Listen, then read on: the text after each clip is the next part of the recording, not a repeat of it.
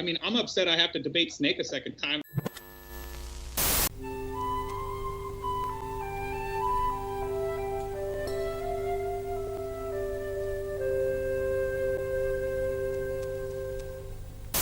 Hey everybody, tonight we're debating Flat Earth versus Globe Earth, and we are starting right now with the Globe Earth side's opening statement. Thanks so much for being with us. Benjamin and Snake was right. The floor is all yours.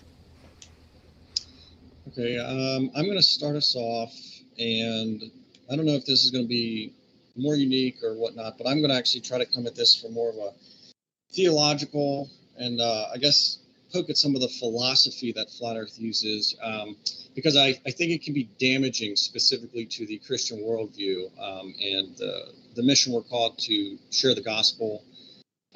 That's supposed to be our focus, and I think a lot of times, especially in circles that I know, Christians can get so wrapped around certain topics that are gray area topics, such as the age of the earth, the shape of the earth, and whatnot, that we miss the black and white topics, such as Jesus Christ came to save us, to justify us, to forgive us for our sins. And so I'm going to talk about three different kind of lines of thinking in the Flat Earth community, as well as three different common biblical passages used to support the Flat Earth. I'm not saying you can't be a Christian and believe the earth is flat. You should follow your convictions. But what I'm saying is we need to be very, very careful in the amount of importance we place on the shape of the earth, whether we believe it's a globe or it's flat. I believe it's a globe. So there are three philosophies in the flat earth Christian sphere that I would say are damaging to theology, to the Christian theology in particular.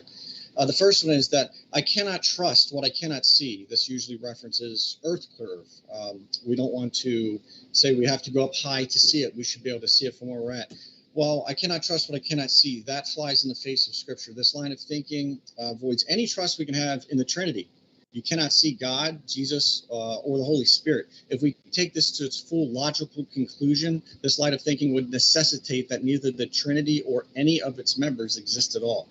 The second one, I cannot trust what I cannot experience. That would be the Earth's rotation. Often it's said if the Earth is spinning as fast as that the heliocentric model claims, we should feel it.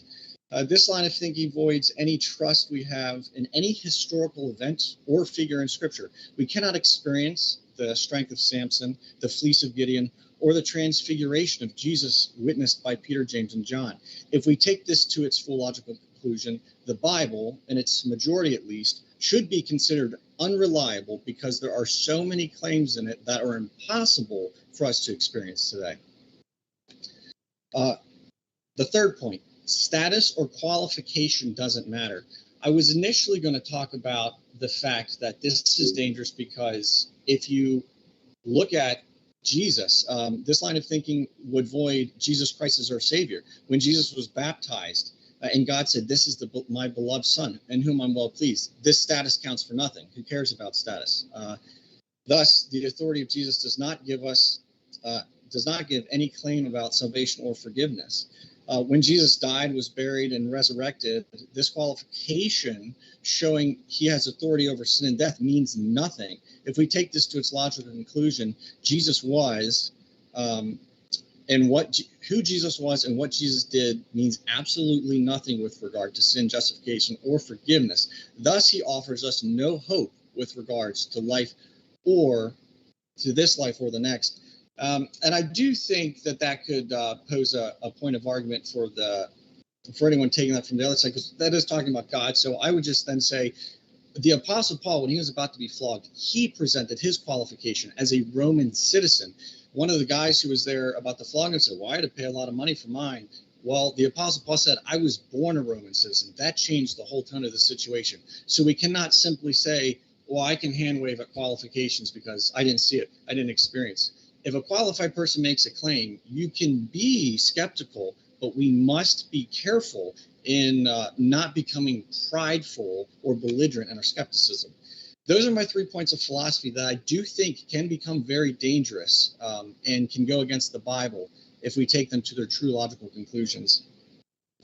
The next 3 points I'm going to make, they're biblical points. I'm just going to try to say we cannot make black and white claims about the shape of the earth being a globe or being flat. There's lots of gray areas in the Bible about how it's shaped, but there is no passage in the Bible that explicitly says flat or explicitly says globe. Nothing that explicitly says geocentric or heliocentric. And so that's basically the point I'm going to address. Again, we need to be careful the energy that we're putting into this. James, can you please give me a time check at 7 minutes and cut me off at 10? I don't know how long it's been. Okay, thank you. The first biblical claim, the earth doesn't move or rotate. Usually this text, it comes from, could be First Chronicles or for a lot of the Psalms, and Isaiah as well talk about this. He has fixed the earth. It is firm and unmovable. A point of issue I have with this is the texts are either poems or they're not intended to be taken as an explanation for the earth's physical state, or they could be hyperbole to add emphasis to God's power. If we are going to say that all scripture speaks of the earth, that speaks of the earth is to be seen as literal, what are we to make of Psalm 104:5? Thou dost fix the earth on its foundation so that it can never be shaken. Does this mean we must deny earthquakes? Either we cannot take it literally, which is what I would offer, or we cannot trust it because we can experience earthquakes. And so there's a contradiction. Let's see. Another passage that's similar would be Job 26:7. He stretches out the north over the empty space and hangeth the earth upon nothing. This implies that there is nothing holding the earth in place, and thus this would contradict the idea that the earth is fixed. If God did fix the earth upon its foundation, how can he also hangeth the earth upon nothing? My mouth is dry. 1 second.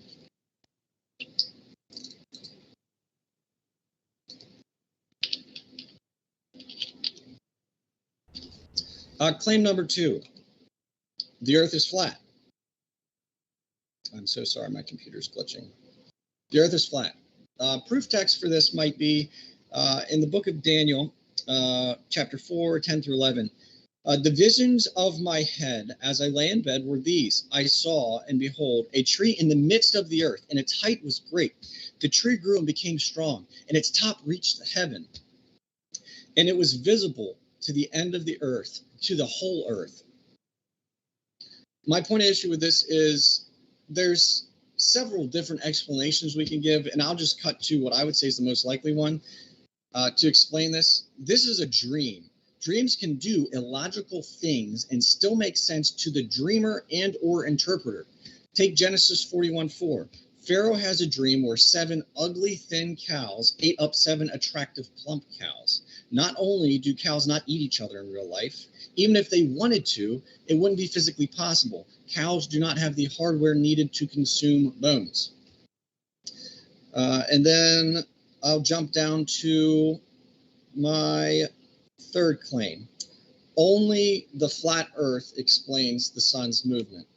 I don't actually know if this is an explicit claim, but I did see some issues with the typical models. I do know, Nathan specifically, usually say you don't hold to a model, but this is just me arguing against the Christian worldview in general, making vicious claims that the earth is flat and we have to fight against this. So proof texts, in them, the heavens, a tent is fixed for the sun, who comes out like a bridegroom from his wedding canopy, rejoicing like a strong man to run his race.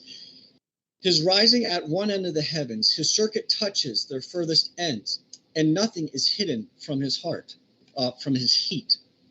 My point of issue with definitely this is, just at the 7-minute mark. Roger that.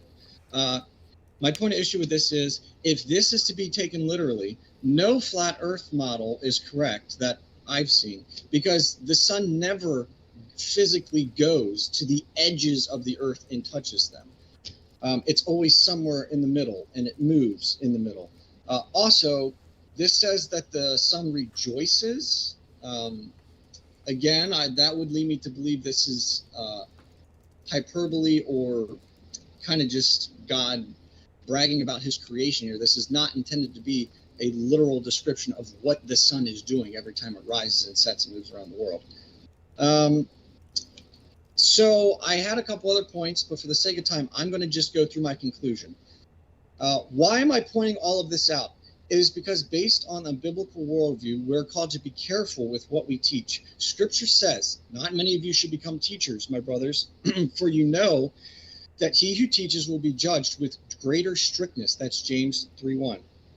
If we go on teaching what is not true, be it openly dishonest or a genuine mistake, we are going to be judged for it. Furthermore, Scripture makes clear if we cause those who we are teaching, especially those who are children or who have childlike faith, to sin, the consequences will be serious, at least scripturally, at least spiritually and eternally, if not physically and immediately.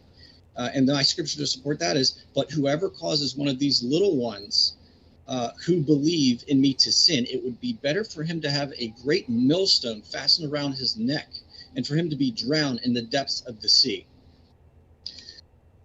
Lastly, as a professing Christian, we must be careful what we put emphasis and energy into. We are called to share the gospel of Jesus Christ, to make disciples of all nations. If we, during that mission, have conversations about the shape of the earth, well, then so be it. That could be profitable. But if the shape of the earth pulls us from our focus and ability to make the gospel our foremost priority, then it has become an idol, and we should flee from it. And I support that with Matthew 5:19, and then skip to 29.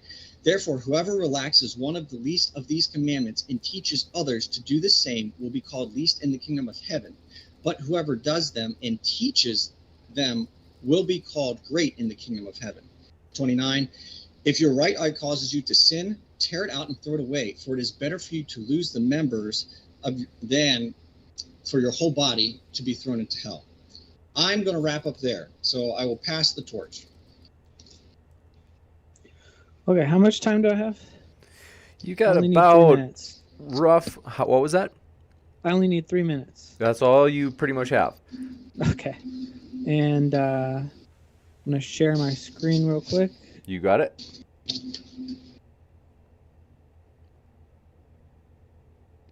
Okay, not sure how that's going to come out with the aspect ratios and everything, but okay. So I'll name a few ways to confirm the shape of the Earth while you watch a live feed of the Earth from space. This is the Himawari telescope. It offers us a full Earth, non-composite, non-NASA image. So obviously there's this satellite, can't be faked at the rate images are pumped out in real time, and it matches real-time weather patterns, so you can go and test this. Flat Earthers won't bother, I bet. Flat Earther Jeranism proved a curve over water with his famous experiment. Interesting. The way the stars spin clockwise near one pole, counterclockwise in the other, is exclusively concordant with a globe. Lunar eclipses show the shadow of the Earth on the moon, and it's curved. The ISS has uncut footage longer than the weightlessness can be faked. Lake Pontchartrain has a bridge over it that's built to be curved. Its schematics are curved, over curving water, and the curve is visible. The fact that the sun cannot cover the entire Earth is impossible on a flat Earth. We can see lights much farther than the supposed width of the Earth would be. So, and a final way you can test yourself without advanced degrees or mathematics, you can go to the North Pole and go 50 miles south, 50 miles east or west, then go 50 miles north again in a triangle, and yet you'll end up in the same place. You can only do this on a globe, and you can actually go test this yourself. No flat earther will ever bother. And this is just so much of the ridiculous. There's so much ridiculous whack-a-mole ad hoc stuff the flurfs have to pull. Gravity-defying local sun that changes path for the seasons. Should be a simple, quick visit, but again, no flat earther will ever bother. So I'm going to put my cards on table here. Those are just a few ways that the reason I believe in a globe. So, but my tactic here today is I'm going to address the fact that the belief in flat earth and all the ad hoc supporting arguments are basically the result of not understanding things like how Australians don't fall off the bottom of the earth, how water sticks to a spinning ball, how air can stick to the earth next to a vacuum. Well, vacuums don't suck, air pressure blows, but gravity pulls. And to give an example of how manipulative flat Earth rhetoric is, they say things like spinning at thousands of miles per hour. Well, the reality is velocity can't be felt, only change in velocity, and the change in velocity is 15 degrees per hour. Well, that's a fourth of a degree per 60 seconds. That's not perceptible at all. So to visualize this, imagine trying to wash your clothes in a washing machine that spins one single rotation every 24 hours. Go soak a tennis ball in water and see if you can get water to fling off with centrifugal force. If you spin that the same speed for 24 hours straight, it won't be perceptible. So sometimes flat earthers will be converted by arguments like we can see further on the curve of the earth than we should, but that's ignoring atmospheric refraction. So flat earthers say that refraction goes the opposite way that it does. So I'm going to disabuse them of that notion tonight if that comes up. Now, it may seem as all I've done is attack flat earth and haven't defended the globe. But first off, globe is scientific consensus. I don't have to defend it. It's been defended by the best scientific minds. The flat earthers have to overthrow the status quo. However, it is precisely in demonstrating the proper understanding of gravity that I will prove the globe Earth tonight.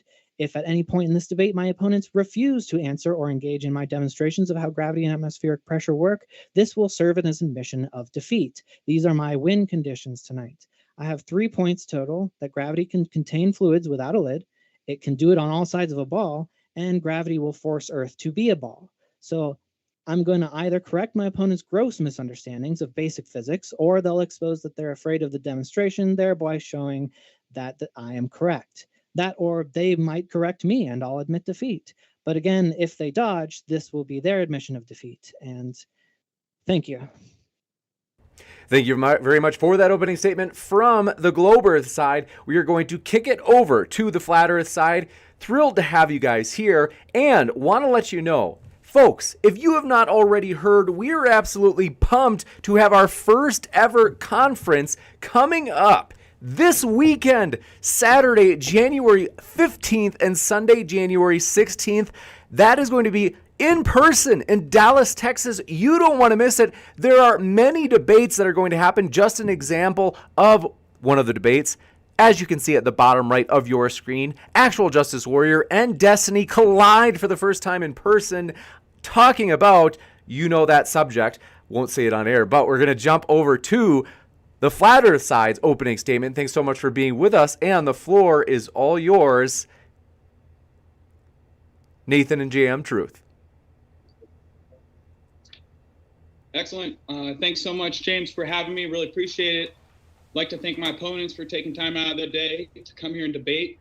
I'd like to thank the audience for being here. You got a lot of things you could do, and a special thanks to anyone in the audience who shares the show, because JM Truth and I are going to do what we've done dozens of times together on my channel before it was deleted, before it was censored, and decimate globe Earth, satanic, fake science, and booga booga mathematics.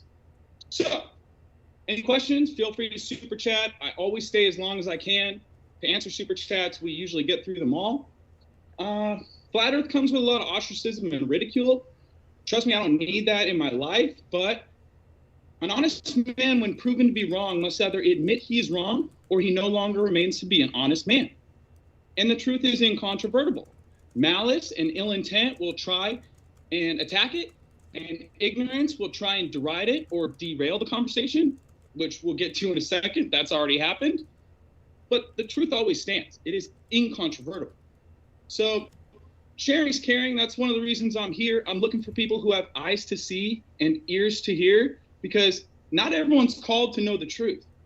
Not everyone's called to have light in them. Okay? And it's the scriptures say, you are my people, you will know the truth. You're not going to have to guess. You're not going to have to wonder like Benjamin. We can't say black and white what the shape of the earth is. That's goofy, guys. That's goofball Christianity. Okay? So be the change you want to see on flat earth. Just be the change you want to see on flat earth. Whatever you're complaining about that other people aren't doing in the community, you do it. Take the reins.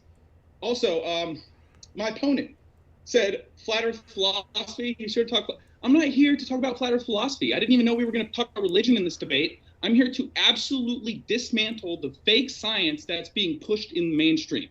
Okay? Because people need to wake up to that. Then maybe they will figure out John 3:16 is true. Every person on the corner standing a sign that they've seen for the last 20, 30 years was right. So he says, talks about believe the earth is flat. Both my opponents in their introduction said the B word multiple times. I'm not here to talk about beliefs. I don't care about beliefs. I don't care what you believe. It's stupid. We're here to talk about science, observable, repeatable, testable, empirical, not religious beliefs. Give me a break, guys. So he also says, can't trust what I see.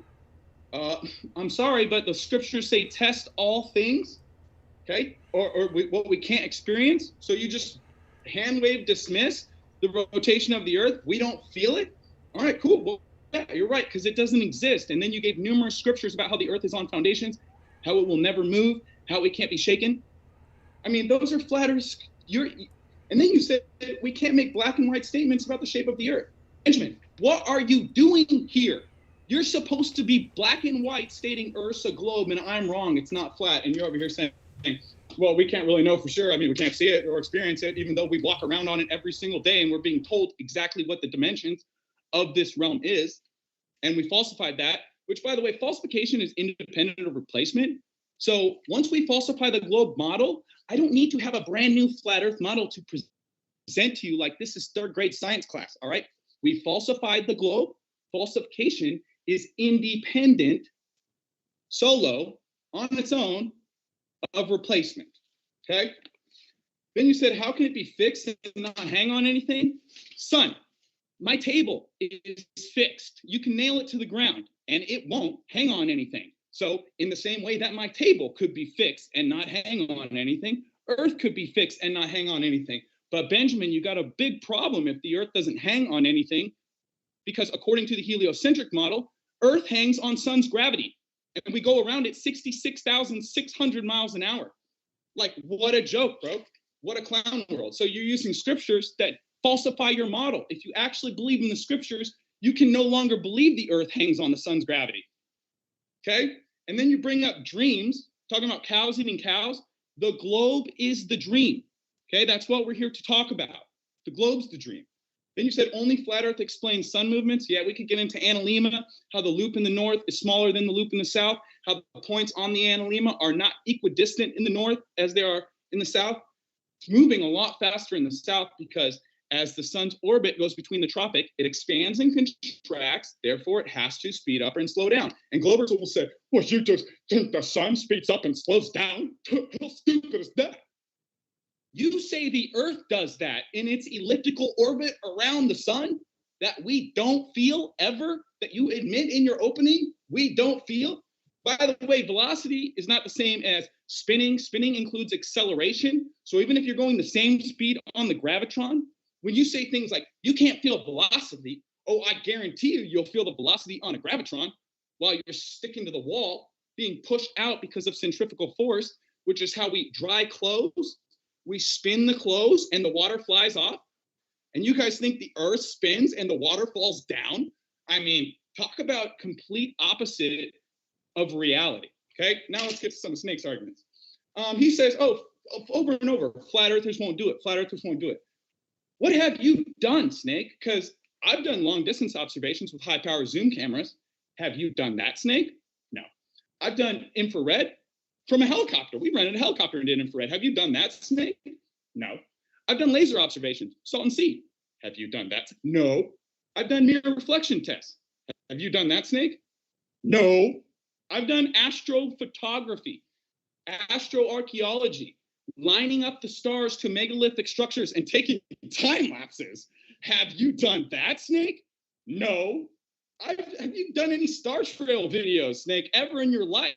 Because it was one of your claims. You actually talked about star trails, how they spin different directions in the northern and southern hemisphere. Well, I got a news flash for you, buddy. If you're on a rock floating in space that's spinning one direction, all the stars in the sky are also going to move one direction. Congratulations, Snake. You falsified your model in your opening. So have you ever tested the temperature of moonlight? No. I've done it with a laser thermometer. Ken Wheeler, who's a glober, did it with a FLIR, Terminator vision, and proved that moonlight is cold. So have you ever gotten a group of land surveyors together in Denver, Colorado, and then tested to see if the Earth is actually curving for 2 days? taking measurements every quarter of a mile? No, you haven't done anything, dude. Like, and you're over here saying flat earthers won't do it? What a joke, bro. And Benjamin, the scriptures say test all things and hold fast to that which is true. And you also brought up teaching children things that are wrong. That's one of the reasons I'm so passionate, hashtag Red Pill the Youth, about teaching children the truth. I pay children money to read my flyers, get the video, and put it on the internet with the permission of their parents, of course. But you guys, this is important. We need to start teaching children the truth, because anytime someone denies an axiom or something that is self-evident, they will reap their reward down the line, eventually. So, yep, I'm going to hand it over to James, and I really appreciate it. The censorship's insane, guys. If you don't know who I am, I ran the official Flat Earth and Globe discussion for 5 years, 150,000 members. That's gone. My YouTube, Nathan Thompson, had 20,000 subs. That's gone. My Instagram, The Globe is Flat, had 10,000 followers. That's gone. I don't curse. I don't insult people. I don't post any nudity or vulgar images. And I'm the dude you got to censor. NASA goes in front of the Senate and says, I'm the dude you got to censor.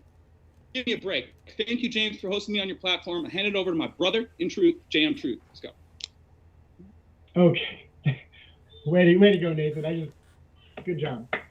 So I wasn't going to do this way, but I'm going to do this way because of my boy Snake, who decided he was going to come out like a jerk and just start swinging like a freaking crazy man. Okay, so first, let me say, Yaverechacha Adonai v'yishmerecha. Ya'er Adonai panavilecha v'yehunecha. Yaseh Adonai panavilecha v'semecha shalom.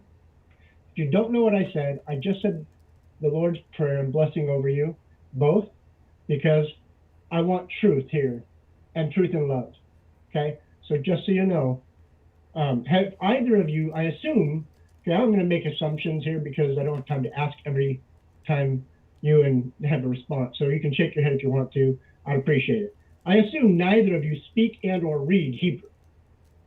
I assume neither of you have even read scripture one time from cover to cover. First of all, I am not a Christian. I am, however, a man of faith and spiritual conviction. I also have spent time before the Most High. When I say that, I mean I've had a Moses moment. I'm not afraid to say that publicly because I was called by the Most High to speak truth. Now, I also have dreadlocks, as you see. I have dreadlocks on purpose. The Catholic Bible? Oh, yeah, great. Excellent. I don't read the Catholic Bible, dude. Okay? The Bible's not Catholic. The Bible isn't even really, it's a twisted book by the Romans. I get it. But their actual real scripture was real, and ancient historians have proven it true. So by holding that up doesn't show anything, Snake. Again, you're ignorant. So also, I assume neither, and again, I hate making this argument, but, well, I would encourage you to go to jmtruth.com. I am a man of science, and I'm a man of truth. I'm not a man of faith. Why? Because scripture says, the Father said, test all things, cling to that which is true. Did you know that the word faith does not exist in scripture, in the ancient scripture, even once? The word faith didn't even exist. It was created by the Greeks and is actually a Greek god. So when you use the word faith, just so you know, you're actually calling on a Nephilim spirit. So let's just cast that down right now. Now, if I can also share with you, Job speaks to the flat earth. Okay, absolutely does in Hebrew. Because Hebrew has a word for ball and a word for a flat, round disc. The word is dur. Okay, that is very descriptive. In fact, the ancient text was very descriptive. The reason that they changed the languages is to confuse your lying tongue. Okay? So let's also make that. I am a highly educated man as well, and I'm not big on education. Okay? But I also have a background in film, graphic design, and CGI. And what you showed everyone, by the way, was absolutely CGI and called it an actual film footage from a satellite that doesn't even exist. You just lied to the public. And I can prove that. I'm not going to do it right this second, but what you showed was not even real, dude. Not even real. And I'm telling you, with a master's degree in graphic design, you're lying. And I get really upset and frustrated when people lie to people. I've got 4 kids. And this is now coming off like a lecture, I guess. I have 4 kids. I'm responsible for teaching them truth. Why? Because the society is lying to them. So let me just cover a couple of things real quick to blow y'all's argument. If you've not read or studied Hebrew, you should not be teaching, because that's the problem. You go to school, you go to a Christian college, they give you all this indoctrination, and then you think you can just teach whatever you want. That's the problem. If any of you knew anything about faith, there wouldn't be 47,000 religions. And I'm sorry, I'm feeling the spirit right now. I guess I'm on a pedestal. I apologize. But it really grieves me, because I've spent time on my knees weeping before the Most High over all of you who are walking around with blindfolds on because you can't read simple scripture. Holy crap. You don't even know it's not healthy not to eat meat. The devil has poisoned you and is poisoning you. Got about a minute and a half left. In order to have a healthy body, you have to have an alkalized system. That's the way the Father created us. If you go read Genesis, it says, I give you all seed-bearing plants for food, not meat. In fact, all of Deuteronomy's been twisted to poison you. But of course, you believe what Christians say, but the whole medical system is built to kill you, and you don't know it. So let's get back to flat Earth. If you go to jmtruth.com, you will see that I have 17 documents from NASA there, Snake. 17, and actually I've got more. I've done a laser test at 35.6 miles, which, by the way, is the world record on Earth for any civilian that I'm aware of. 35.6 miles at 4 feet off the ground. At 8 inches times mile squared, you do the math there, genius. Should I have been able to see the emitter in green? I have it on video, by the way. So when you want to argue it, I've got the proof for you. You'll see it when I bring the documentary out. Okay? What are you laughing at, James? It was Nathan doing weird stuff that I was seeing, and I was just distracted for a moment. But forgive me for that, Nathan. No, you find it. So anyway, 35.6 miles. Can you do the math, at least to tell me what the drop should be on a globe at 35.6 miles? I can. It's 844 feet. Oh, and from point A to point B, for those of you that can't do geometry, from point A to point B, there should be a 266-foot lift between point A and point B. And that's I should not about be able to see the emitter at all, because there's a 266-foot wall in between me, the camera, and the laser. And even my 13-year-old can figure that out. Gotcha. All right. Well, that is it for opening statements. We do want to jump into the open conversation. I do also want to say, folks, we are absolutely thrilled to have you here, no matter what walk of life you are from, whether you be Christian, atheist, flat earther, globe earther, Muslim, black, white, gay, straight, you name it. We are pumped to have you here, as Modern Day Debate is a neutral platform hosting debates on science, religion, and politics. And we hope you feel welcome. So hit that subscribe button if you haven't already for many more juicy debates to come. And with that, we're going to jump right into this. I have no idea how this is going to go, but open discussion is open, gentlemen. All right, so to see if I've got this right, I need to understand how you guys think gravity works. Is it, do you think density creates a direction vector? Gravity is a lie used through... Gravity's a lie, yeah. Through mathematical... Yeah, it doesn't work. It doesn't okay, work. so what do you want to call that thing that makes things fall? It's called density and buoyancy, bud. Makes things fall. Have you ever released a helium balloon and seen the helium balloon fall? So if you release something from your hand, which way does it fall? Depends on density. No, it doesn't. Or the medium that you're in. Are you Drop a cork underwater, and it's going to go up. Oh, Why? Because Well, why the doesn't it medium go there. sideways? Why doesn't it go sideways? It's the same Why density. doesn't it go sideways on your globe model? Because gravity's pulling all things Because- towards each other. Things should be going Right. horizontally towards cruise ships. You hold a grain of sand next to a cruise ship. You don't think the ginormous cruise ship, an aircraft carrier, is going to have a large enough mass to attract a grain of sand? It's your religion that things move horizontally on, not ours. Now, if you So drop we a have cup of our- water, Are you floor, hold on, So we have our will. first The cup of dodge. water- are you familiar I'm with sorry, the density? I didn't know with the you were trying to density speak. column? I was in the middle of speaking. Go ahead. So we have our first dodge now. So I asked you Not why. dodging anything. I asked you why doesn't something that has equal density all around it, why doesn't it go sideways? Why does it only go in one direction? Up or down? You know, I don't know. I didn't make the Earth, and I don't know why things Okay, don't so go you laterally, don't know. but actually some things do, like water. If you pour water on the ground, it will move laterally, horizontally, and begin to flatten out. It's a property of fluid statics. That's how I know all these beautiful blue oceans are flat, and that's how I know that the Earth's not a globe. It's called fluid statics. Now, Snake.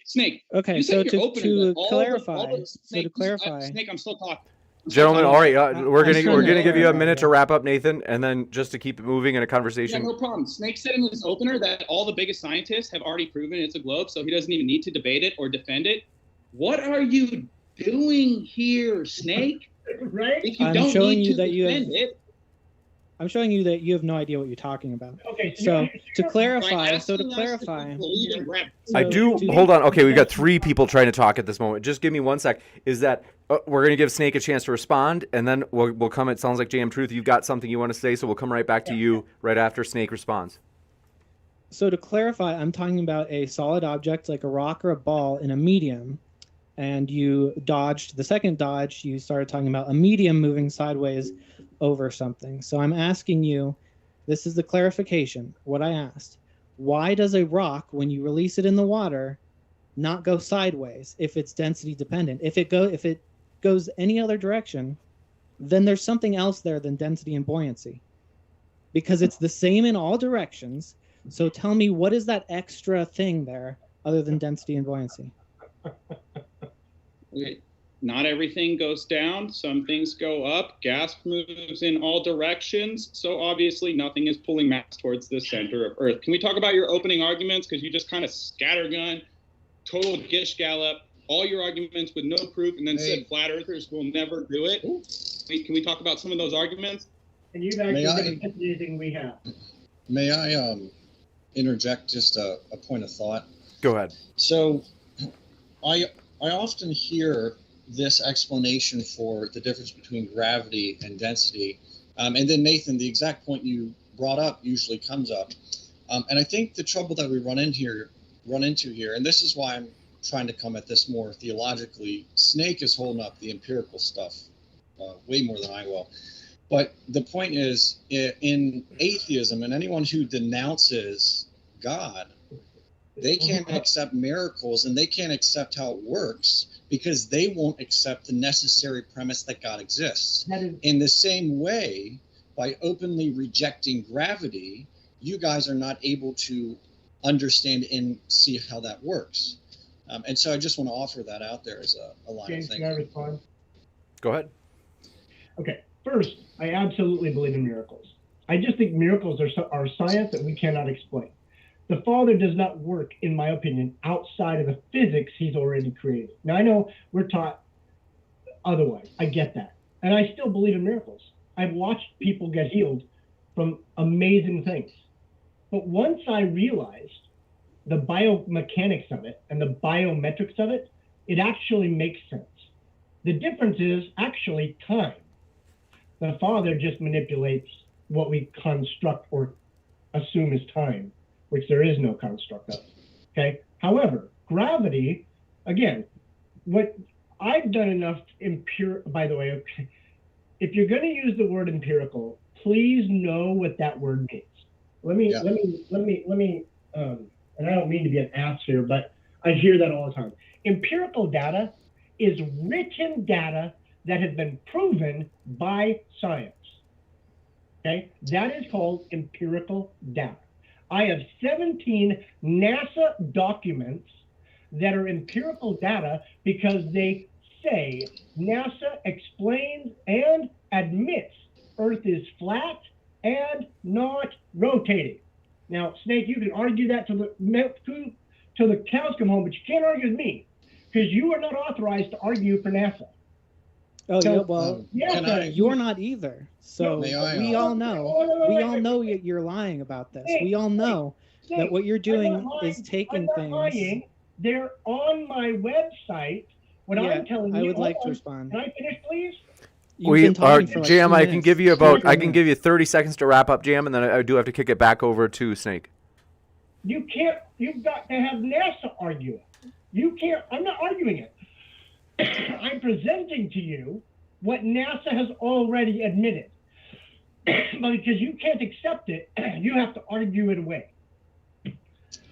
Snake, before you jump in, can I touch on empirical real quick? Because I do think it's important we know definitions. Jam, unless there's a particular dictionary, Webster, or whatnot, that you prefer to use, I'm literally pulling this off dictionary.com. Empirical just means based on, concerned with, or verifiable by observation or experience rather than theory or pure logic. And so that's why I'm saying Snake's holding that up, because I am intentionally coming at this more theologically and theory-based, whereas he is actually going at this from a scientific. But you're missing the very last step of the scientific method, which is to present the evidence, which is what the NASA document is. That is why it is empirical data. It completes the scientific method. So you know that NASA says that there are planets that are globes. And so what you do is you take statements like, we're using a flat plane simplification math, which that's what they teach you in physics to use because it's a simpler math. And you're cherry picking that and presenting that as that's what NASA claims. So that is a frank lie. That is an assumption on your part. No, it's not. It's because I've done physics. I've actually taken physics, obvious, unlike you, because you don't even know the basics. I just told you I take physics. Well, if you've taken the basics of physics, how do you not know what the density table is? I don't understand that.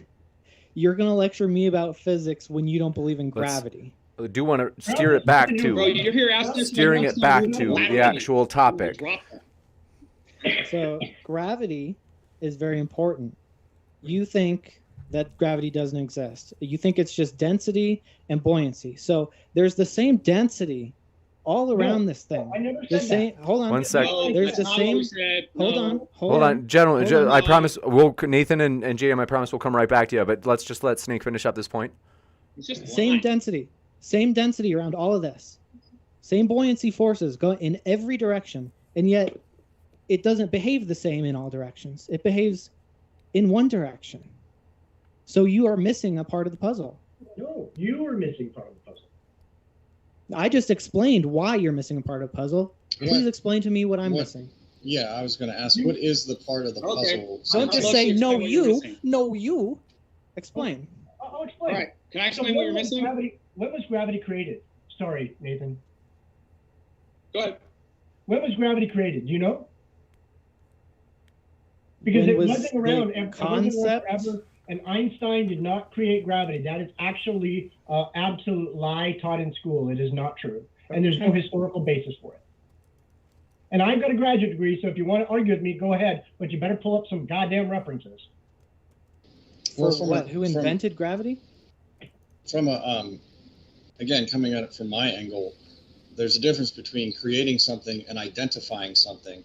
And obviously, we can't claim that gravity is a force because it's not defined as that.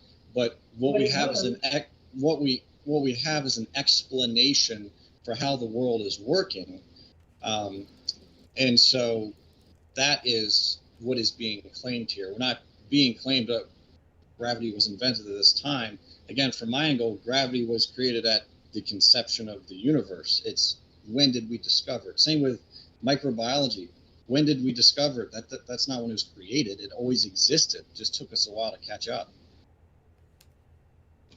Except you cannot acknowledge that in the Bible, actually, there's more argument, actually in Hebrew, because you don't speak Hebrew or even read Hebrew, for actually a flat Earth model than there ever is for a globe Earth. In fact, there's 4 corners of the Earth. The angels stand at 4 corners. The Ruah, the Raki, which is actually the dome, it says, is a mirrored glass, is what it says in Hebrew. It's really interesting that your God would require someone to speak a dead language to understand basic truths of reality. That is an argument.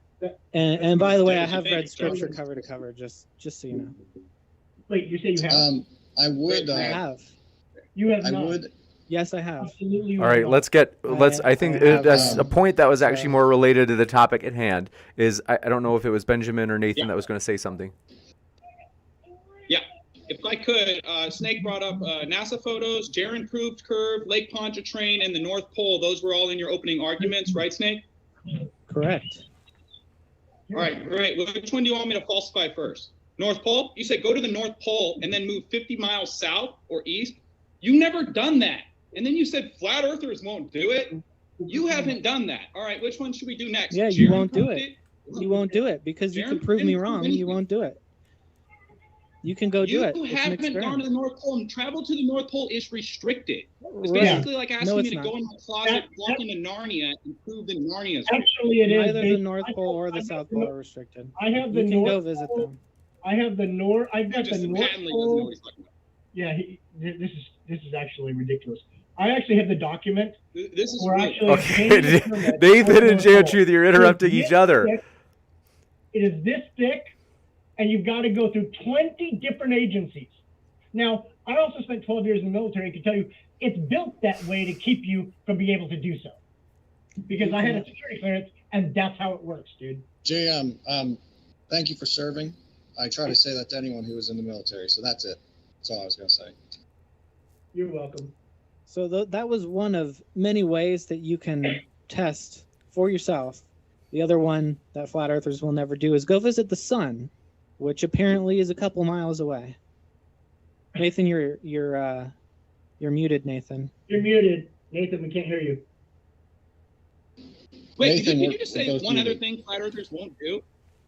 Did you just say that? Yeah, you won't go visit the sun, just- even you're though it's a talking about couple Lake miles away. Pontchartrain? What? Did you try to talk about Lake Pontchartrain and then say another thing flat earthers won't do and move on to a topic about the sun? Is that what you just did? I mentioned it in my opening. You just said another thing flat earthers won't do after talking about Lake Pontchartrain. I've been Is to Lake going to the Pontchartrain numerous sun. times. Have you? Hey, I don't know why you got to interrupt me. Are you scared of what I'm going to say? Well, you're saying that I said you wouldn't go to Lake Pontchartrain, so I'm correcting you. But he's been to Lake Pontchartrain. You just talked about Lake Pontchartrain and then said another thing flat earthers won't do and started No. talking about the sun. Yeah, you just No. did that. The audience can go rewatch it. It's fine. No big deal. But Nope. just so you know, I've been to Lake Pontchartrain. What happened was I said you You're wouldn't gonna visit the interrupt All me sun. right, all right. We do have to have it such that there's not too much interrupting. So Nathan will give you a chance to finish this in about a minute, and then we'll come back to you, Snake. I don't need a minute. I just need a couple sentences, and the dude can't keep his mouth shut. So thank you, James. I really appreciate that. So I've been to Lake Pontchartrain numerous times. I know for a fact, you probably haven't ever been there or tested it with any data you could show me, but there's flat earthers there that became flat earthers because Lake Pontchartrain should have a measurable curve over it. It's about 20 miles long, and there is no curve. I've also taken a time lapse from one side of the lake to the other side of the lake, and it's a straight line. I am not curving around a globe. Also, you can see way too far on that lake. I've done sight distance observations. I had 800 videos up on Be the Change before my channel was deleted. Like I said, the people there found out the Earth's flat because they're looking across the lake and realizing it's not curving. So for you to say, oh, there's this lake I've never been to and it's curved, that is so goofy because I've been there and tested it and you haven't. So I've been there is not an argument. You have to explain why it's not curved. You haven't. And to correct you for about the fourth time, I did not say Lake Pontchartrain any time during this discussion other than now. The thing that I said you won't go do is visit the sun. So that's the correction. So there is a visible curve. I don't care how many times you say I've been there. There's a visible curve. Hold on one second, And, Jam. I got to let him finish. Sure. Go ahead, Snake. And the specs for building the bridge is curved. Got this. And yeah, and saying, "Oh, I've been there," is not an argument. You need actual data. We have pictures of it. That wasn't my argument. Oh, and the other thing. Okay. Right, you didn't have an argument. We'll give you this last. We'll give you a couple. We'll give you a couple more sentences, Snake. All right, Nathan. Just to be sure that he's finished his point as well. Just to be sure that he's finished his point as well. Snake, do you have any last points before we kick it over to the flat Earth side? So yeah, atmospheric refraction makes the curve look a little bit bigger than it is, and we can discuss why you guys don't understand refraction either. But I would like to get through the why you guys don't understand gravity first. But pick your poison. Okay, so see, Nathan, this is why I walked away 2 years ago, because I'm just not here to argue with people that are ignorant. I know. Although ignorance. Real quick, James, real quick. Hey, since I'm ready, I got something loaded, dude. This guy was over here saying we need to not focus on certain things too much. Benjamin, God's account of his creation is part and parcel of the gospel. So a person with genuine faith believes what Jesus said about heavenly and earthly things. If I told you earthly things and you not believe, how will you understand the heavenly things? John 3:12.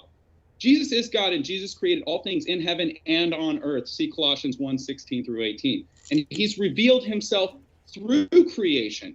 So it is very important to have an accurate understanding of what the creator is, the creation is.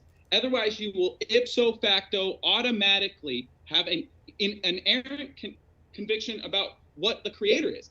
If a heliocentric creation doesn't exist, a heliocentric creator also doesn't exist. Would you agree with that, Benjamin? Yes, completely. Great. So all your quotes earlier talked about the earth being on foundations, not moving. Do you trust what Jesus said about earthly things? Or do you think it's all poems? Oh, well, no, that's my point. And JM can attest to this because he's influenced in Hebrew. He can attest that, one, Hebrew is a vague language. It is not a specific language. They like to round things. Hold on. I want to give Benjamin plenty of time, and I promise we'll come back to you, JM. Look through any book that talks about militaries, armies. When Solomon makes his great bathtub, pi, and this is a big thing that a lot of people will say, is pi is described as 3 if you go off of that. Well, we described it as 3.14. It's not actually either of those. It's far more specific. Hebrews were notorious for rounding things. So that's just to say what is written in the Psalms, one, is poetry. And so it's probably not intended to be literal. But secondly, for things that are not painted black and white, that don't have a specific singular. Hold on 1 second. Let's just. We're gonna give you, Benjamin, 30 seconds to wrap up, and then we're gonna kick it over to JM Truth so he has a chance. Please. Sure. Yeah. No. And I value his input. But for things that are not specifically written out in Hebrew, where there's only one word for it, they interchange words often. And again, one reason I'm thankful the Gospels are written in Greek is because that's far more clear. Hebrew is far more general. Look at, and I'll finish with this, look at the creation account. How old's the earth? What does a day mean? Yom can mean a variety of different things. And I am a young earth creationist, so I will just say that. But I can't say beyond a shadow of a doubt I know the earth is young because of how vague Yom is. I know that was longer than 30 seconds, so thank you for your patience. Okay. First of all, Hebrew is the first language we've ever had. And when you say it's vague, it's not vague. In fact, the pictorial Hebrew was so specific, they had to, when they translated it, it took them forever to translate it because very words were very specific. In fact, one word was a sentence, which is why the translators had an issue. They modern day speakers didn't understand Hebrew. In fact, modern day Jews didn't even understand Hebrew. The pictorial Hebrew. Okay, so no, it was not vague. It was actually very specific. They taught you as a Christian it was vague so they could lie to you. That's the truth. Yeah. And James, if I can give one example, Benjamin. If I can, may I respond to JM? I want to give a chance to Benjamin, and I promise. I promise. Lots of noise here, so. So if there is one thing in the interface, there is a way to mute just in case there is background sound for everybody, not just you, JM. And then I'll give you a chance to respond, Benjamin, and then we'll kick it over to Nathan. Sure. So I have no doubts you are far more versed in Hebrew than I am. I am a bit surprised that you believe it's a specific language. Now, maybe I've been indoctrinated in that, so let's just grant that. You are interrupting, though. I promise we can give you a chance to respond in just a minute, but I do want to let Benjamin finish. I would extend the question to you. If you go back to the original manuscripts, how are any armies described? Are you given specific numbers, or are they rounded to the 10 or 100,000? Technically, they're round. It depends, actually. Some are very specific, and some are rounded. But there are some that are very specific. What's an example? I could not give you those numbers right this minute. I'd have to go look them up. But that's a good question, and yes, a lot of them are rounded. But when you're talking about tribes and when they're doing counts, those are very specific. I would argue that point as well. I'd be open to screen sharing or showing me that. But and we can agree to disagree, because this would require a lot longer conversation. And while I do think this can be related in a way, it is a bit of a rabbit trail. So we can turn it back to, I would like to turn it back to Snake at this point, because I have gone off a little bit. Unless Nathan wants to go. Nathan, I'll give you a quick rejoinder, then we'll go to Snake. Yeah. One example is the word love. I'm sorry, One example Nathan? is the word love. Yeah. Yeah. It's all right. I just need everyone to stop interrupting me so I can speak. One example is the word love. There's one word for love in the English language. You're going to say, I love this Hershey's chocolate bar, I love my truck, and I love my wife with the same word. In the Hebrew, you have eros love, which is romantic love. You have storage love, which is family love.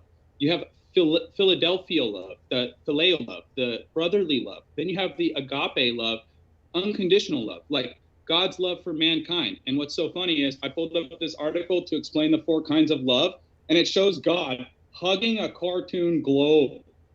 Like, how funny is that? Oh, man. Gosh. So this is why it's so important that we have an accurate understanding of creation, because if we that God doesn't exist. This invisible blue guy is not real. The creator of a heliocentric model does not exist. So don't believe in him. Don't believe in a fake model either. We falsified it. Okay, can we talk about how we falsified the globe? Or Snake can ask us more questions about why things don't fall laterally. Let me respond to Nathan's point real quick, and then I'll give it up. Nathan, that's an excellent point with love, and you're completely right. But I would say that is somewhat of an outlier, and I would just use as a counter argument the word yam. I mean, that is so vague. That's why there's no consensus on it. So I'll leave it there unless you want to keep going. Just to make the point about the New Testament, the New Testament was not written in Greek first. It's been proven, historically accurate, by many different types of Jewish scholars who have proven the first New Testament was actually written in Hebrew, not Greek. I would be fully open to looking at sources for that, and I could be wrong, but Benjamin, okay, yeah. It's Rabbi Benjamin. Let me get back to you. Go ahead, Nate. Well, if I could respond to something, if I could respond to what Nathan said, it's very important to ask why things don't fall laterally, because you claim that things fall because of density and buoyancy, and yet the density is the same on the sides as it is above and below. So we can prove this by the fact that there's a pressure gradient. You, I'm sure, agree with that. I think you've agreed with that before. You disagree on the cause, of course, but the fact that there is a pressure gradient proves that density and buoyancy is not what explains falling, because the fact that there's higher density air of the same composition as there is at the sea level and less dense at the tops of mountains, for example, shows that there is something else at play other than density, or else all the air would be the same density, when instead there's something pulling the air in a direction.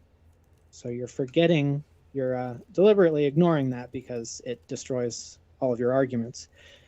You're right. That's why I'm ignoring it. You're right. I'm just ignoring it because as a graduate student, that's what we do. We just ignore shit. Yes. Did you know that a density gradient has nothing to do with the shape of the Earth at all whatsoever? So when you say it destroys all of my arguments, you look like a bozo, bro. Well, the fact that there's a pressure gradient shows that there is gravity, and it shows how gravity works. Density, excuse me.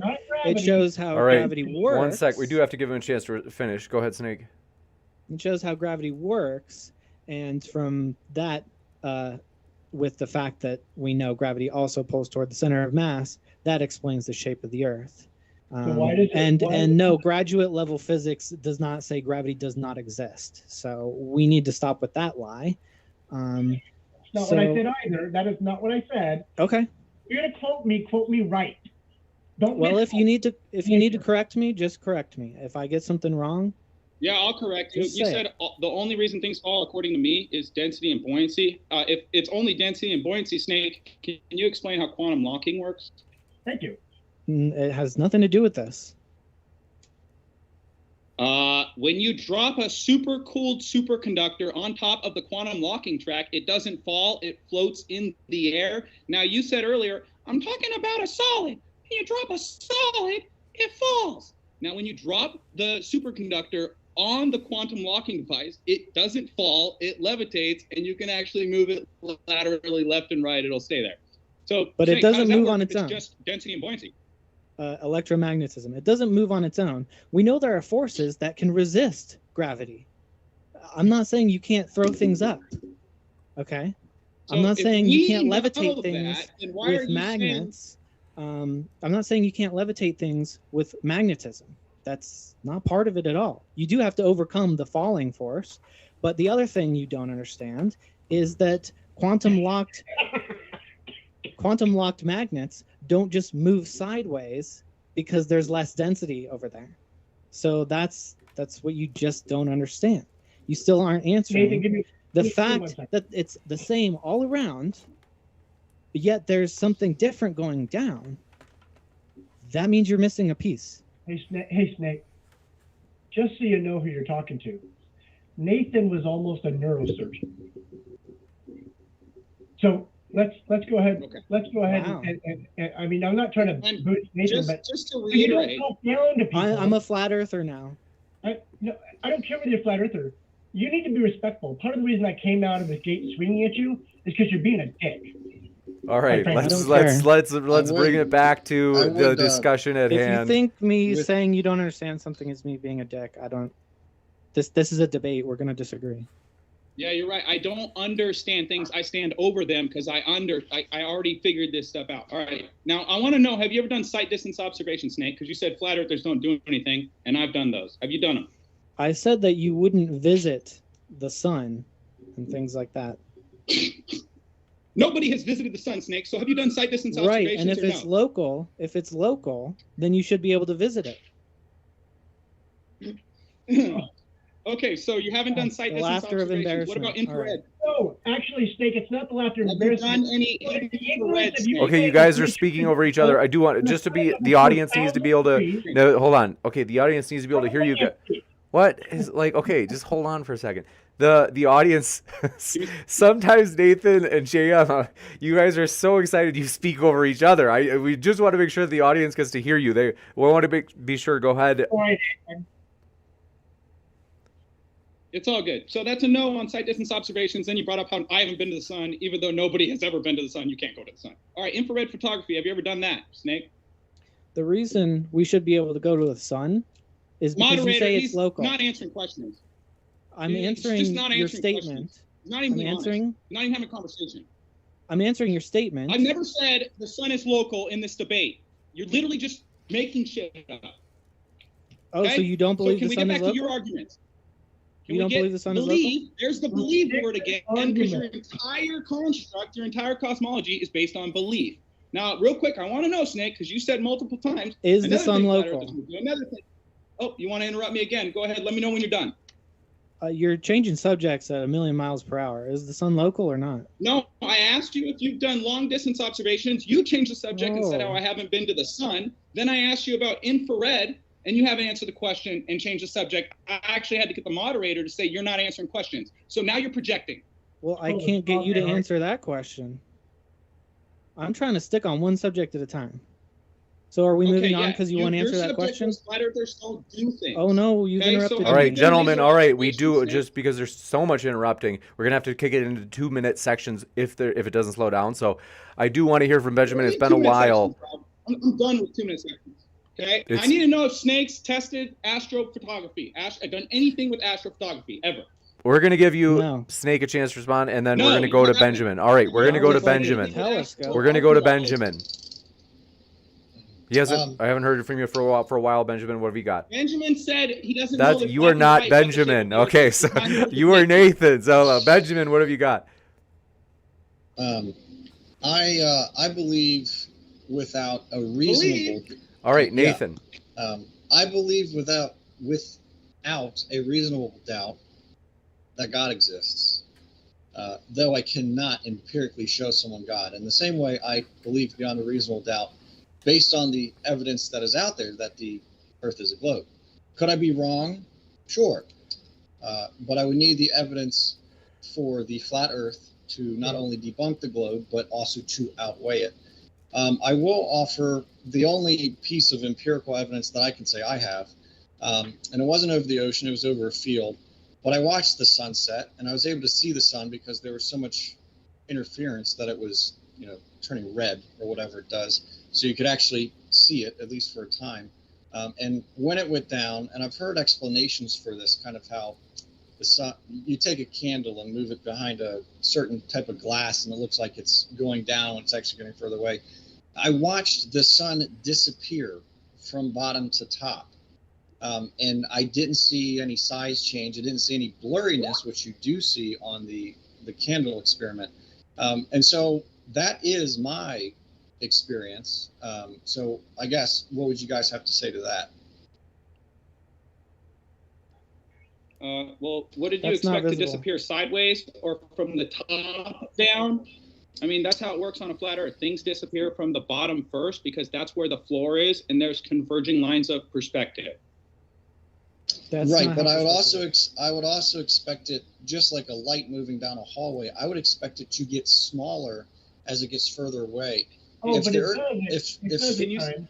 Gentlemen, we do have It to. also We have to be sometimes- sure that Benjamin gets to finish. It does sometimes look smaller depending on the atmosphere, just like sometimes you can stare at it and sometimes you can't. It also sometimes looks bigger. The moon does the exact same thing. And so I don't know where else I was going with that. Nathan, what did you ask? You had a question. You said something. I'm not sure what you're showing me. Different I can't sizes hear of you. the You're sun. muted. I think he's saying that it I've got sinks footage. in position. I've got Right, footage and- of the right, sun and the moon. Yeah, and I can pull a photo offline of the globe. So I'm saying my experience is this. My experience trumps your photos because I have that experience. So I want you to explain to me I how I saw what recorded I it. saw. I recorded it on video. Now, where were you? I'm guessing somewhere near sea level, under 1,000 feet in elevation. I actually can't answer that. I have no idea. All right. Well, because I know the elevations when I make observations, and when I did an observation 10,000 feet above sea level in Denver, the sun and the moon appear to shrink into little dots above the horizon. The reason you didn't see the sun shrink as it was setting is because the further it gets, it's going through a medium that magnifies light. Okay, you understand that aqueous particles are in the air, and the more aqueous particles that are between you and an object, the bigger that light will appear. It's called glare. Well, so I would say then, if that's true, are you saying it will look bigger or it won't look bigger? Because it seems like you're saying two different things It with that depends on explanation. temperature. It I would also, depends on the so, temperature. right. And so then Depends if on it the atmosphere. It depends depends, on your elevation. Wait, all right, we're Did gonna you, let's give Benjamin a chance to respond. A full minute. did you, Hey, James, how about you, give me a chance to talk for a minute? JM, we're going to let Benjamin finish, and then we can give you a chance to talk. I think the last, and this is actually a question, not a point. The last question I have for Nathan would be, knowing that atmospheric conditions can change or whatnot, did you do that test over multiple days with the camera in the exact same spot, or did you just do it once and then draw conclusions from that? And you might have, I don't know what your answer is, so. Okay, you guys say the sun sets and that's proof we're on a globe. The sun doesn't always set and the moon don't always set. I've filmed them with a time lapse, disappearing way above the horizon and shrinking into a little dot. When I started recording the moon, I actually thought it was Venus coming in. But all right, real quick, I'd like to share screen, Well, James, hang on. if I could, because I have you video dodged the of question. You dodged the question. I have video of the You sun dodged the getting question. smaller. Now, if we I didn't ask if you had video. I I apologize, asked, did you Benjamin. take multiple? the fact that I did it once falsifies the fact that sunsets prove we're on a globe because the sun and the moon don't always set. Do you understand? I only need to do that once. So then you cannot trust that atmospheric conditions. Nathan, I'm not can sure what you're change it if you sharing. only did it once. It's definitely not. This is you're sharing the Skype window, so I'm not sure what you're trying to share. Yeah, it's all right. It's right here.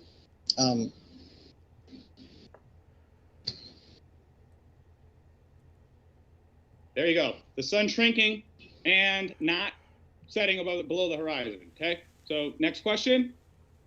It doesn't stay the same size always because it is literally moving away from you. I just showed it. Do you have any more questions, Benjamin? Yeah. So lenses and whatnot can cause a lot of different distortions. That's one reason that I know a lot of flat earthers are so skeptical about fisheye lenses and whatnot showing the earth is flat. I'm telling you what I saw with my eyes, that didn't happen. I know that. And so I'm just saying, you could have, for all I know, you doctored that. That could be a CGI video. You guys use that argument a lot. So I'm just saying, we can't just throw credibility to you because you offered a video. Nathan, you're sharing the Skype window again. Okay, thank you. I do want to, I will leave it there, good. and whoever wants to go can go. So do you expect objects to retain their relative distance in the field of view as you zoom in? James, I've been waiting for a while. Just FYI. JM, we'll give you a chance to respond right now. What do you got, JM? I haven't heard either of you actually answer any of my rebuttals or comments. I have a simple one. For the physics specialist here, Snake, and I've done physics. I've studied physics much more, I'm sure, than you have based on my age. And I'm not trying to brag or say, hey, look at me. I'm just saying based on how old you look. I've even taught physics. The second law of thermodynamics is unarguable. It is a law for a reason because it is proven beyond all doubt. It is accepted by all scientists in the scientific community except for the pseudoscientists, but all physics scientists have to run by the second law of thermodynamics, which says that all energy disperses until it finds an equilibrium. I'm paraphrasing. I get that, okay? But car tires are a very simple example of that. You pump up a tire, it has higher pressure than the air outside, and as long as it is in a sealed container, it holds its pressure. The minute you push the valve, what happens? It releases. Same thing for a vacuum. In fact, nature abhors a vacuum. We're taught that in grade school, Snake, just FYI. You can't create a vacuum without a sealed container. That is basic elementary physics. Yet they want you to believe that there's a vacuum outside of the Earth, and the air on the Earth, which has a positive pressure of what is it, 7.14 something pounds of pressure at sea level, does not pass the the Kármán line due to gravity. The problem is gravity doesn't explain that. Physics is the only thing that explains the second law of thermodynamics, that is, the fact that you have to have a sealed container to hold in all pressure, positive and or negative, or higher or lower pressure. That's why. Let me finish. The only way to create that is in a sealed container. Now, the modern day science will tell you gravity holds that to the Earth, but you cannot go in any scientific lab and prove that. I would give $10,000 to anybody who could demonstrate that through the scientific method to me. $10,000 is yours. Up for grabs. All right, I'm about to make a bunch of money. So that's why the pressure gradient on the Earth is very important, because it shows that gravity is pulling air toward the Earth, which means that there is a field container. Gravity is containing air because, well, he's not listening right now. I'll wait a second. Sorry. So the fact that there's a pressure gradient shows that there's something pulling air toward the Earth. Whatever you want to call it, I don't care. Gravity is fundamental to physics. I think everyone should know that. Hold on, just let JM. I do want to let. Do you have anything to say in addition, Snake? Yeah. So the fact that there's a pressure gradient shows that air is being pulled toward the Earth, which means that there's less air at the top of the Earth, and that the farther up you get, there's no air. So, and I know you guys don't accept the fact that we've actually gone up there and we have satellites up there, but that shows that gravity can serve as a field container, because the way containers work, it doesn't matter if you have a closed lid or just an open lid like a cup. Science. JM, we're gonna let Snake finish. You got about 30 more seconds, Snake, and then we're gonna kick it. JM, are you serious right now? Yeah, James, because you're letting this. Like, I'm gonna let him finish. That's right. So we're gonna let him finish. Snake, go ahead. You've got 30 seconds, then we're going to kick it back into JM. So you can have a pressure gradient with or without a lid. That shows that there's a field container from gravity. The way that containers work is there's a normal force. Air pressure goes up against an obstacle, it gets pushed back down. Now, the fact that we can show that gravity pulls things down means that air can be pulled down, which means you don't need anything up here for the downward movement of air, which means gravity can contain air. Go ahead, JM. All right, you done? James, let me get this one real quick. JM, if you're okay with that. Here's NASA straight off. Yeah, it's fine.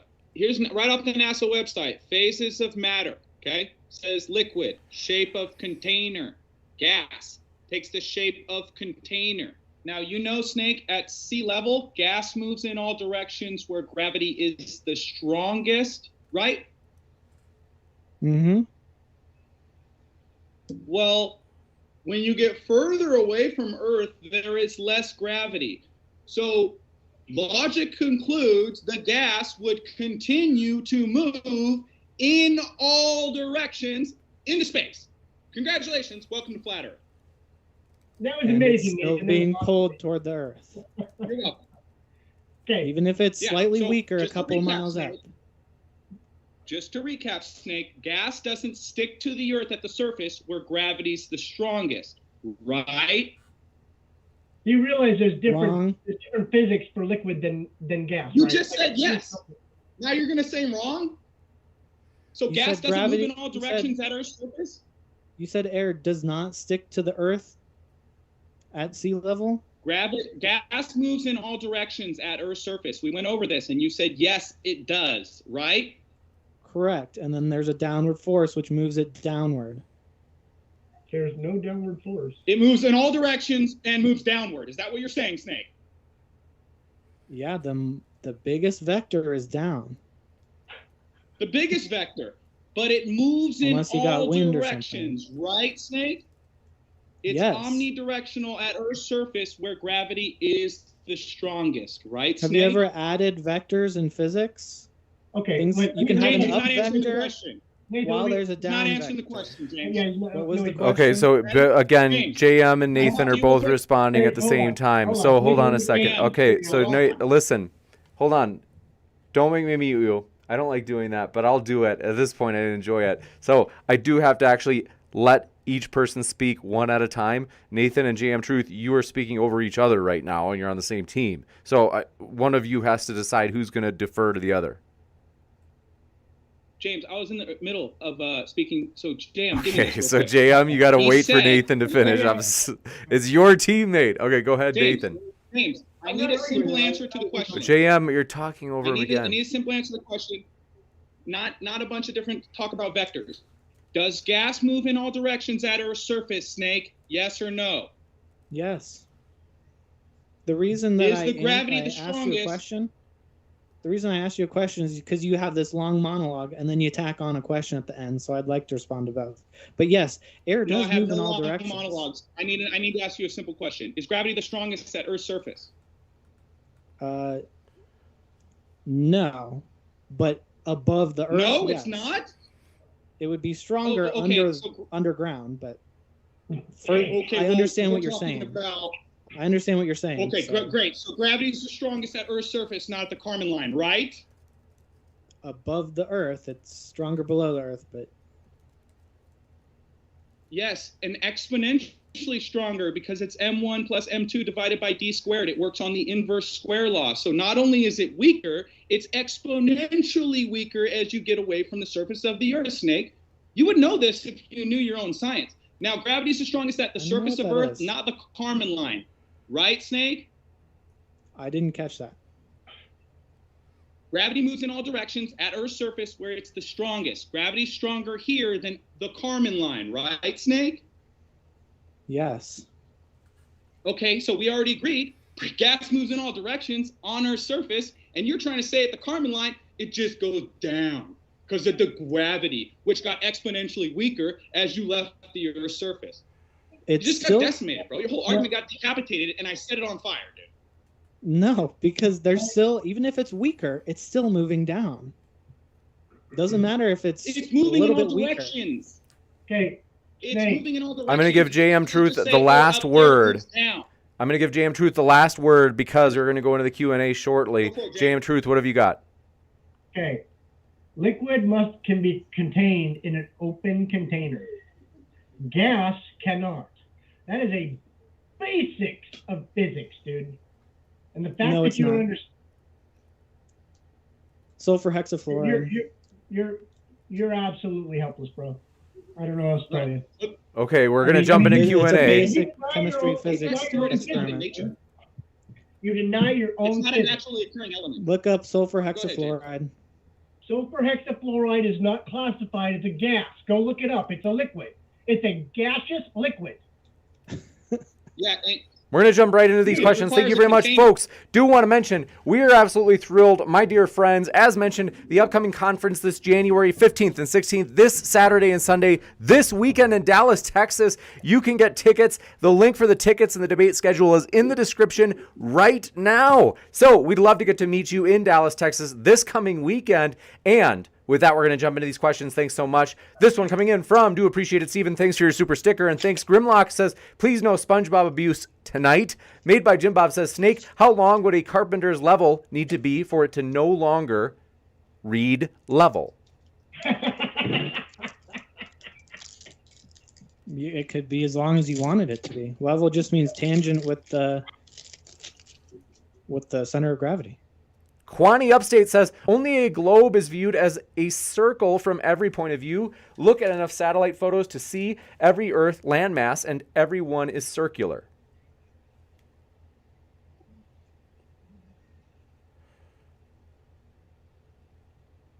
Was there a question in that?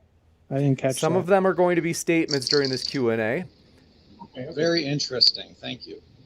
This one coming on from Made by Jim Bob says, Snake, a hole drilled directly through the Earth. I repel to the center and cut the rope. Will I levitate? At this, I mean, assuming you don't get burnt up. This one coming in from You Kwani would- Upstate says, air pressure diminishes to the pressure in space as altitude increases because less and less gas is above you being pulled down by the force of gravity. Mainstream science says gravity's not a force. These people don't know their own religion. It changed 100 years ago. Next question. That doesn't change the fact that it still moves things downward. Of course, gravity was gravity. Before gravity, there was density, by the way, just so you know. Something's still moving things downward. I don't care what you Wait, call it. It's called density. Any object that has more mass I already showed you that doesn't than work. the object below it already is going to move down. Then it should move sideways too. That was proven hundreds and thousands of years ago. This one coming in Jay, from we're done with the snake, bro. We're in the question and answer. These are the people we need to talk to. King044 says, Nathan, you don't want to be a flat earther? Cool. Do T-Jump's ham radio experiment. Your honest man statement is so dishonest, it's crazy. T-Jump doesn't have an observation. He's never made any observations, just like every Glober I've ever debated on this channel. They've never done sight distance observations, laser observations, infrared observations, mirror reflection tests, laser thermometer tests, astroarchaeology, astrophotography. They don't do anything. So, next question. King044 says, question for Dunning and Kruger. Please explain how an equatorial mount works on a flat Earth. For Nathan and JM Truth, how does an equatorial mount... No, that's not for us. He called us Dunning and Kruger. That's not me. This one coming up for That's Mr. not me. Monster says, after reading the Bible, it made me an atheist. Wouldn't you come to the same conclusion? And then, like Robin Hood, and then they say, if the earth was flat and the sun was above it, wouldn't the entire disk be lit up? Benjamin will give you a chance to respond to the first one. So they say, after reading the Bible, it made me an atheist. Benjamin, what are your thoughts? Well, to be honest, we need a whole lot more time to get into that. That could be another debate, discussion topic. I don't have a pithy response. This one coming in from... I got one. Do appreciate it. I got a pithy response. Okay, Nathan, Have fun what have you being got? an enemy of the Creator, stuck in your sin, and having no peace. Cool. Mr. Monster says, if the earth was flat... real comment. Yeah, You have a habit of talking over virtually everybody, but go ahead, JM Truth. Who's talking over everybody? It seems like every time you talk, it's while someone else is talking, but we'll give you a chance to respond. Well, that's because nobody gives me a chance to respond. And I've got to be like, hey, hello, can I respond? We'll And then give I've you got a to chance to keep talking over respond people. again. Go ahead. But Would you like to it respond to this doesn't question? travel forever. So, Right? JM It Truth, does it's almost like you're not. purposely talking while I'm trying to talk. Okay, Mr. Monster, so they had said, after reading the Bible, it made me an atheist. JM Truth, do you have a response? Light doesn't travel forever, period. Gotcha. And Mr. Monster says, if the earth was flat and the sun was above it, wouldn't the entire disk be lit up? That was my I got an response. answer. Sometimes we do have 24-hour days in the north during summer. So it is entirely lit up sometimes, but because the sun is small and localized, proven by crepuscular rays, all the rays converge to one single point above the clouds. The sun is obviously directly above the clouds. Temperature variations during the day prove this. The fact we have drastic temperature variations for the seasons as it moves closer and farther away. I mean, it is localized. Heat works on an inverse square law. If we were 93 million miles from the sun, the Earth would have an ambient temperature. It would not change drastically between day and night and throughout seasons. Go ahead. This one, Kingo044 says, question for JM Truth. Please give us your expert advice on CGI. What's the best simulation framework in Houdini to render volumetrics? You want your mommy. I bet you do. I want your mommy too. Because this is a clown show. JM, I just asked you a question. Yeah, you also just accused me of always talking over you, which I haven't done. I've tried to. Okay, so gosh. Okay, so the time I ask you a question, now you don't want to talk. Okay, well, Stupid Horror Energy says Red's Rhetoric has a video which shows the angular size of the sun doesn't change throughout the day. How is that possible if the sun is small and near? Chris Von Matre has one with the solar filter where it does change. Right. So there you go. King044 says, James, go ahead.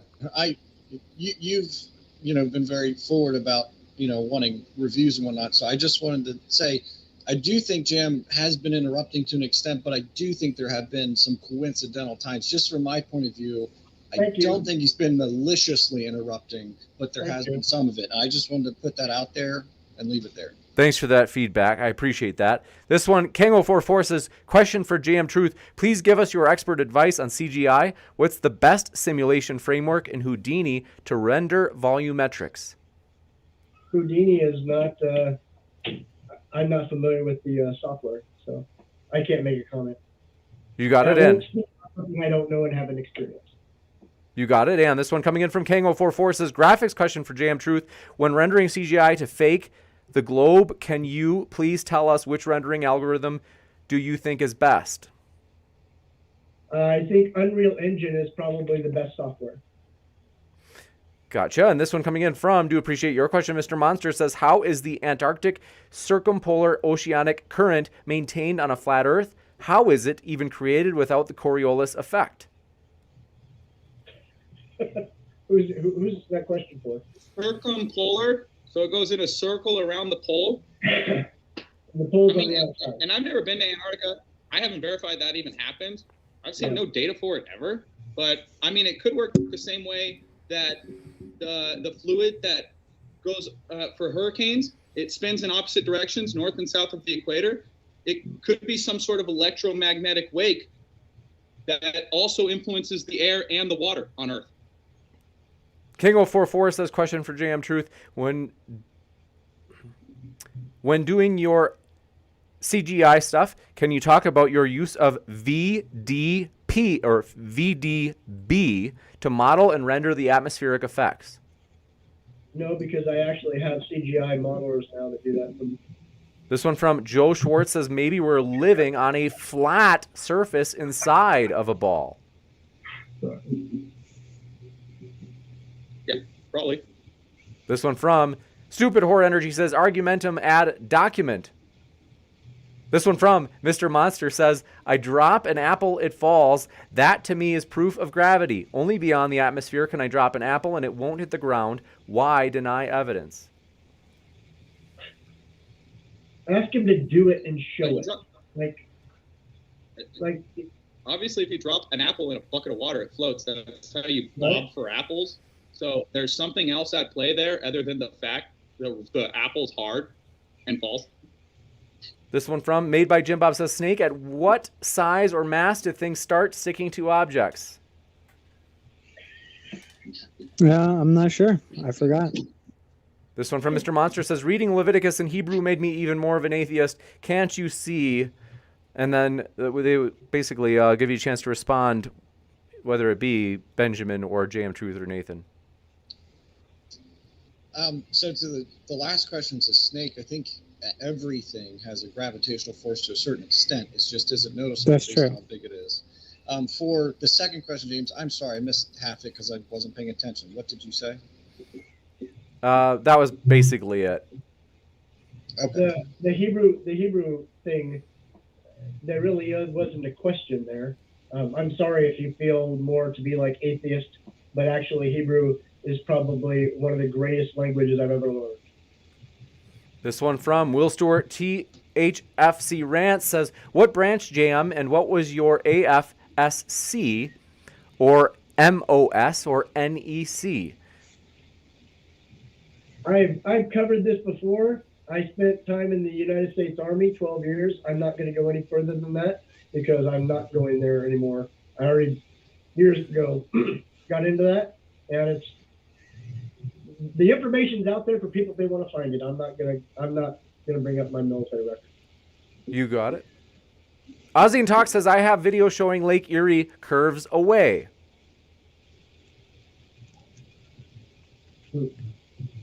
That's a cool story. I've been to Lake Michigan, and there's no curve on Lake Michigan. I've been to Lake Pontchartrain. There's no curve there. I've been to the Pacific Ocean. There's no curve there. You just made an empty claim. You didn't give us any data, any amount Earth dropped, any claim. You just made an empty claim. Cool story, Globehead. I'm going to sleep. This one from Stupid Or Energy says, the Septuagint shows us how Greek translations of Hebrew look like. The New Testament is not a Hebrew translation.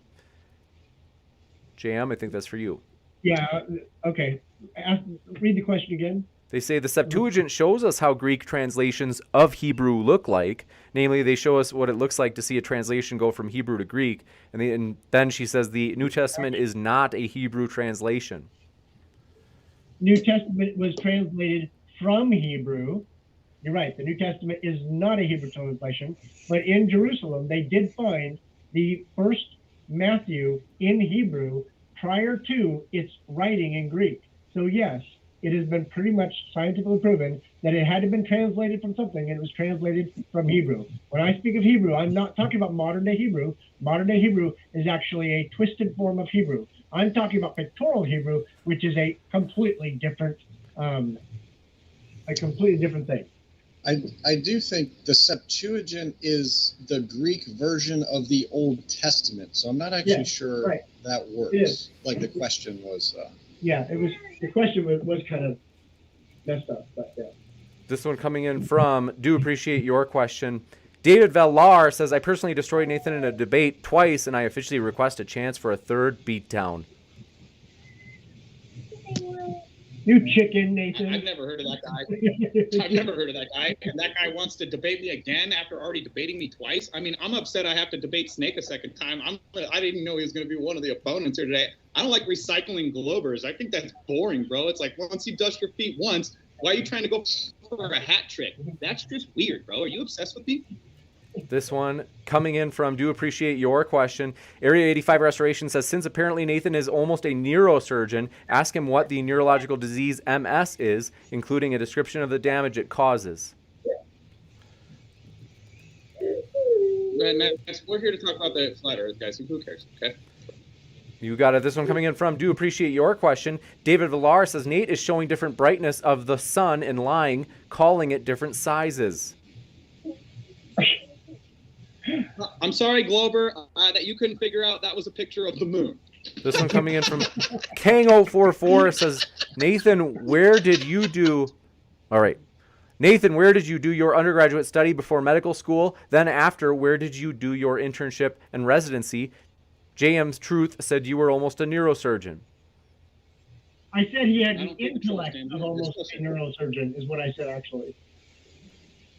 This one coming from David Villar says, even with aqueous glare, it doesn't explain why people thousands miles apart will see the sun the same size, 1/3 arc minute at the same time. Happens on a flat earth, too. Next question. Yeah. This one coming in from, do appreciate your question. David Villar says, no, Nate, you do not have video of the sun receding into a dot. You misrepresent the video of you zooming out. Yes, it's zooming out. I guess that guy missed the part where I showed the video of the sun. All right, cool. Go. You got it. And thank you very much for this question coming in from Ozzy and Tox. The second law of thermodynamics proves gravity and a globe. Go back to study physics in grade school. I'm assuming he's talking to me. Next question. Because he doesn't even understand the second law of thermodynamics. So. You got it. And thank you very much for your question. This one coming in from Kang044 says, question for JM Truth. Please explain Maxwell's demon to the audience. Next question. Is it, I mean, I think it is just a sincere, like, I don't think they're trolling. We didn't even bring up Maxwell's demon. Yeah, we didn't even talk about it. This Will Stewart says, JM, did you teach physics with a master's degree in graphic design? We don't teach physics in IDT. One coming in from Mark Reed says, JM, if there is a physical container, then why doesn't the air equalize in the atmosphere and become the same pressure, like in your example of a tire? Because there is no density table in a tire. The air that we breathe have many different elements in it. Therefore, it does neutralize or equalize into the density table. That's why the air is thinner the higher you go. A tire also has If I could different add to elements. that, a tire is a static closed system, not a dynamic closed system. That's Right. the difference. The Earth Yeah. is a dynamic closed system. Thank you, Nathan.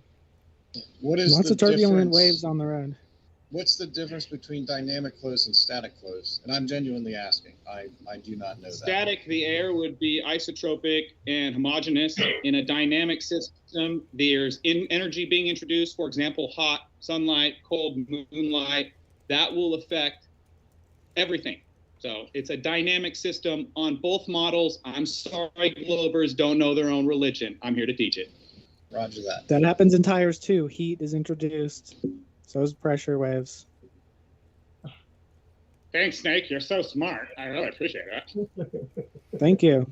This one coming It's in from, very do easy to appreciate your discredit question. Nathan. David Villar says, second law is based on all other forces being applied equally. That energy will tend to be dispersed equally. Okay, yes, that's true, except in a dynamic system. We have a heat source and a cool source spinning around the Earth, heating up and cooling off the system. That creates a dynamic system. I can't believe I'm having to teach basic physics. What unit of physics teaches you about I can. cool light and cool forces? That's what I thought. Snake, move on, buddy. Just sit there and look pretty, bud. That's what I thought. That's about it. This one coming in from, do appreciate your question. Soldier of Science says, can we get a poll going? Best headgear, 1, trucker hat with built-in snow goggles, Barrett, Colin Kaepernick, afro, or Silent Bob beanie. You guys all have epic hair and hats. Soldier of Science says, oh, we got that one. These are actually leveled. David Villar says, containers can exist due to static forces such as physical lids, gravitational forces such as Earth, or magnetic forces. A magnetic force does not create a container. Science does not Yes, say it that. can. No, it- People do. This one coming in from David Villar says, Nate, you confuse, quote, strongest with merely being present at all. He never said it only went down either. Stop lying.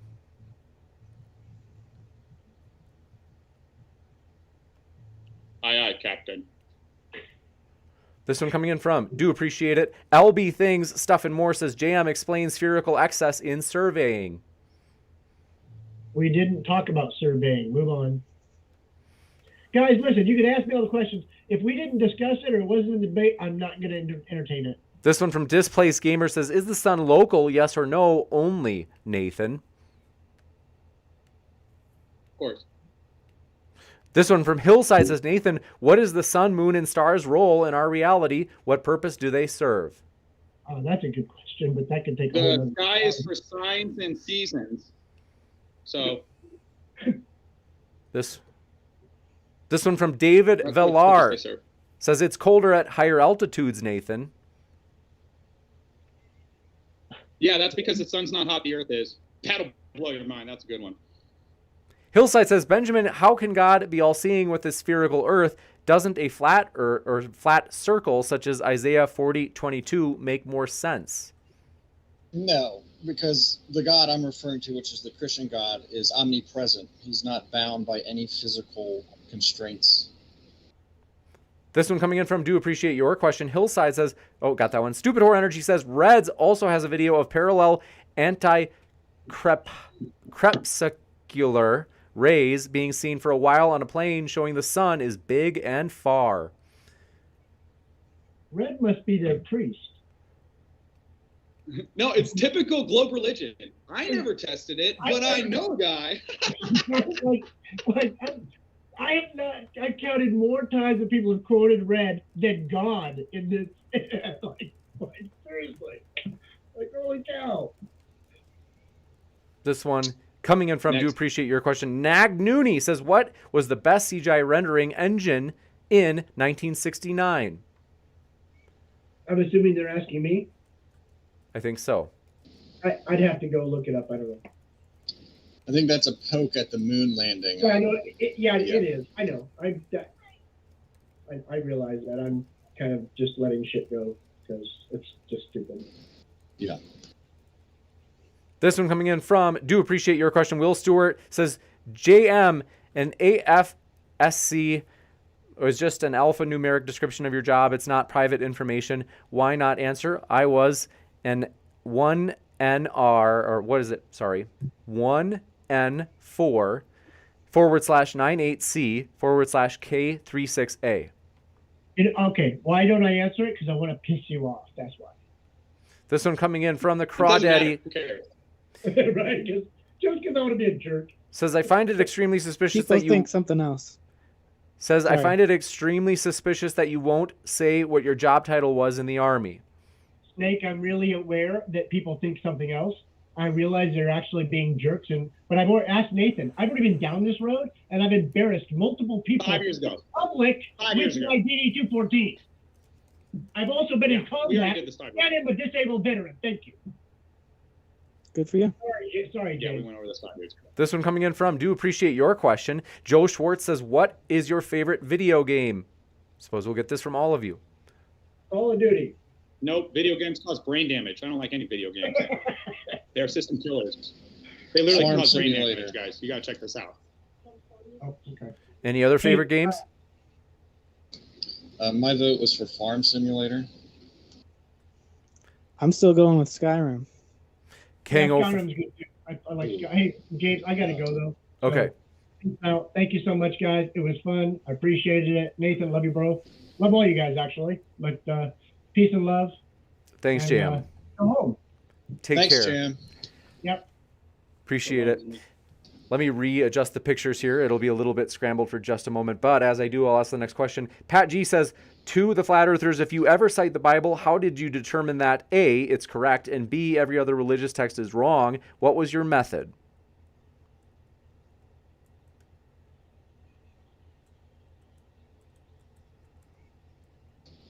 You're on mute, Nathan.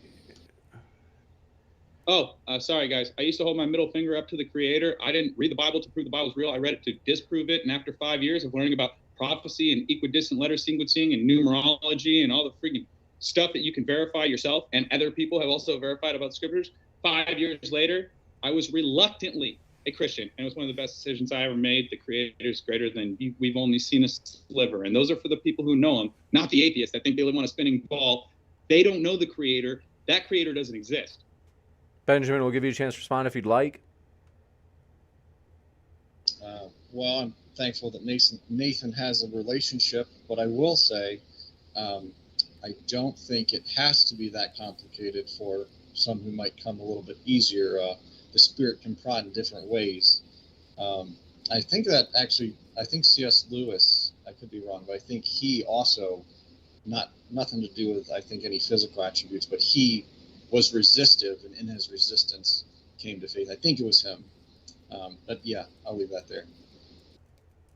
You got it, Ann. Thank you very much for your question. This one coming in from Matteo Trujillo says, can you give specific number for how far the sun is from the earth, and how do you prove that? Please be specific.